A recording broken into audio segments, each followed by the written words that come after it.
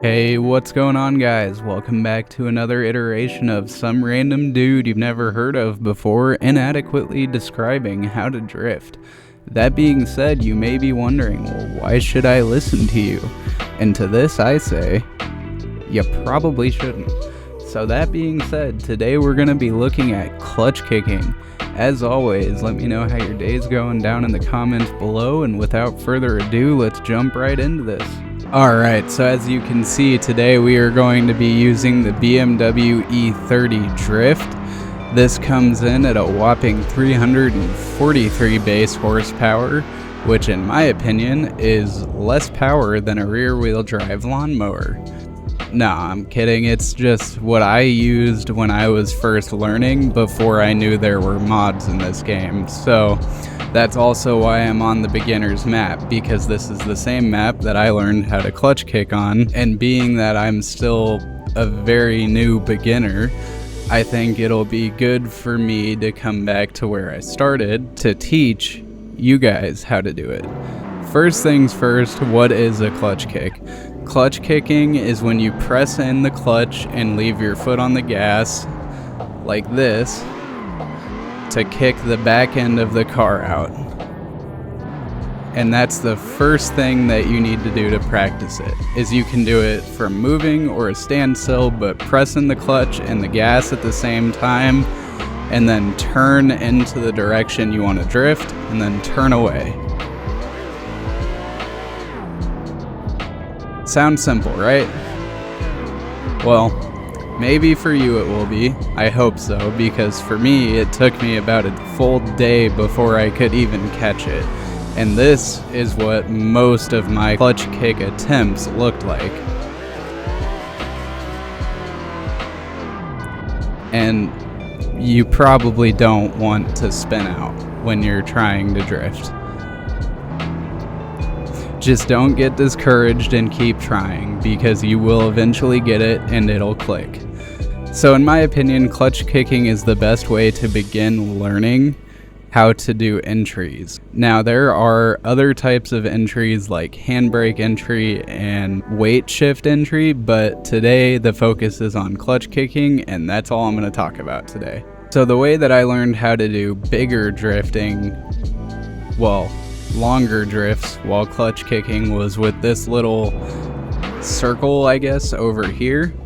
I would start in third gear here, not much of a drift to enter, and just keep doing that until I got it. And as you can see, I'm still not even able to do it on command, and for a while you probably won't be either. So let's go ahead and turn around and try that again.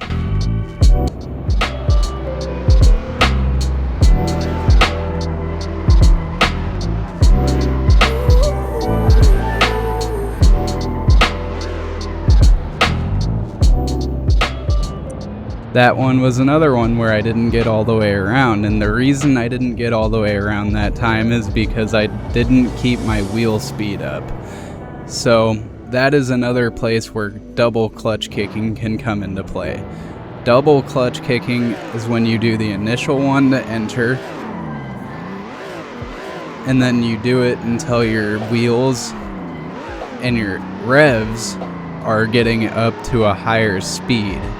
So like you can see now, my revs are above half, which I've found for this car to be about the sweet spot. You don't want to let them drop below half or your car will straighten out.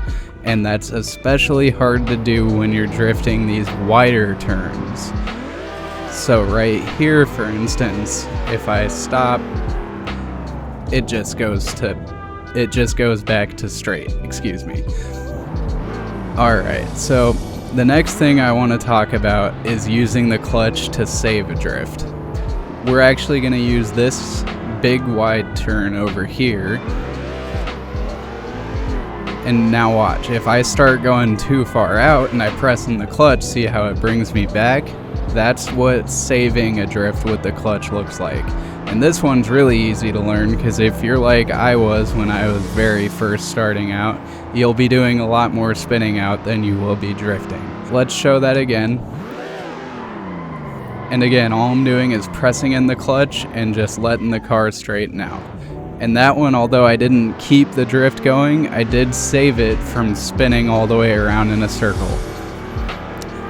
One last time, clutch kick entry, starts to go sideways too far, and that time I wasn't actually able to save it. And that's just because not every drift can be saved. Sometimes you just gotta let it spin out or go back to pits. Next, I would like to take you through my thought process when I'm learning. That way you can maybe apply it to your own drifting and learn how to do it on your own.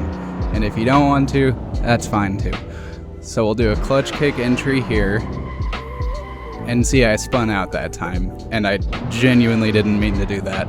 So the thing I did wrong is I got too much wheel speed in the beginning, and my back end went out too far, and I wasn't able to, so let's try again.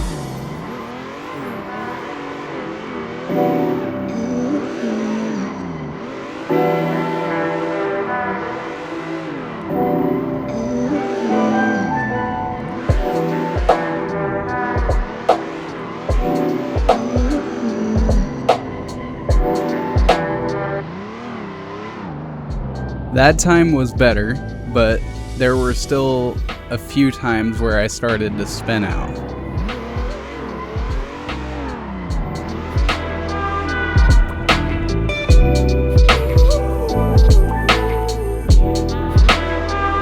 So let's try again here.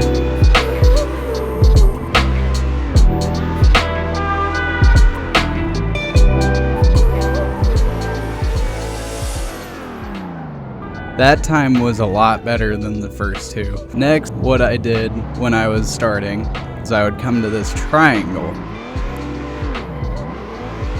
and I would try to keep it going around the outside of this triangle without letting my front tires touch the edge, but still keeping enough momentum to keep the car sideways. And if you can see the little blue line in the bottom right hand corner, I am pressing the clutch a lot and or clutch kicking a lot to make this happen.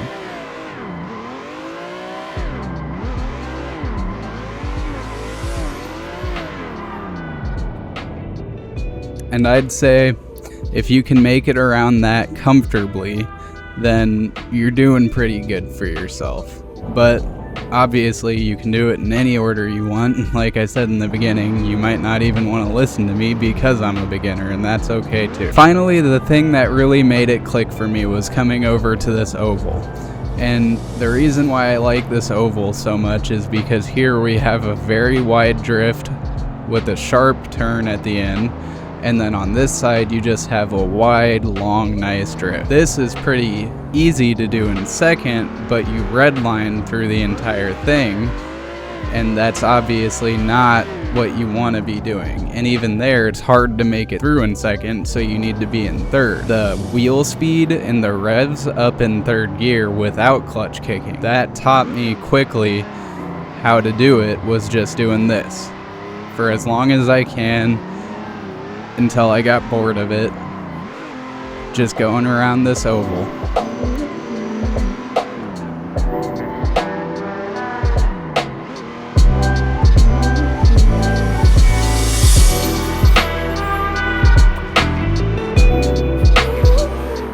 And I lost it there. I wasn't able to keep the drift around the full oval, and that's okay. You might be able to, you might not be able to.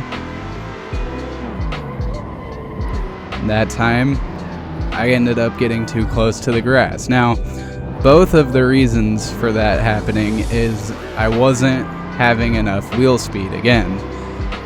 And this is why I say this is one of the easiest ways to learn. You definitely don't want that to happen. That is not what you're looking for. The reason why I say that this is one of the best ways for at least me to learn how to do it was just the amount of times that you had to keep hitting in the clutch to keep your wheel speed up.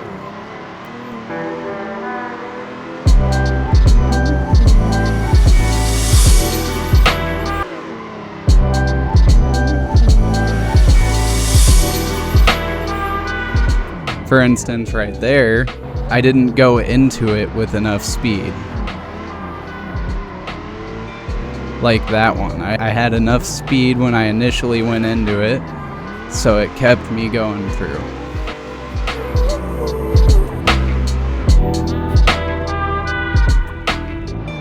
And before the end of this, I would like to show you guys one good clean lap around this. Let's go for that now.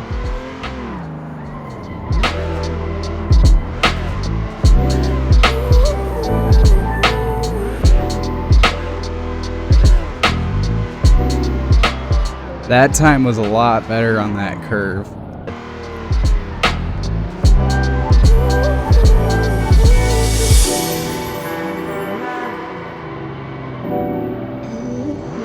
If I can, it's definitely not going to be on that lap.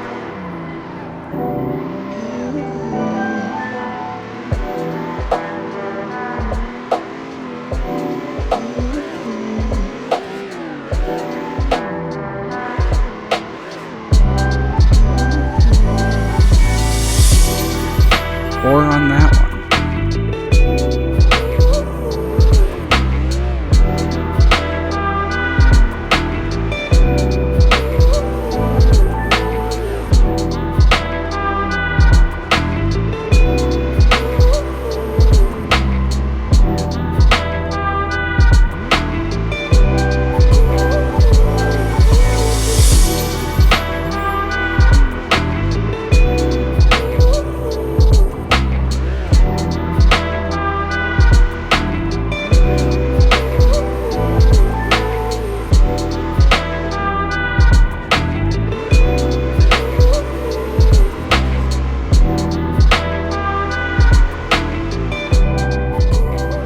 So as you can see, practice really does make perfect, and with drifting you just really gotta have time and patience.